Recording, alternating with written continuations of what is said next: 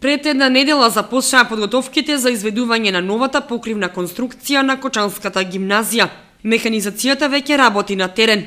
Предстојат работите околу санирање, односно зацврстување на постоечката покривна конструкција, заради тоа што новата ќе биде по-висока, веројатно потешка, и се надеваме дека се ќе протече без некакви посериозни проблеми, со оглед на тоа дека сме на средина на зимата.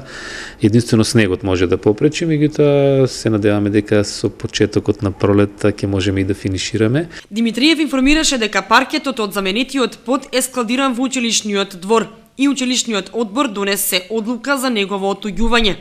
Училиштето ќе го понуди за продажба на граѓаните на сите заинтересирани правни и физички лица.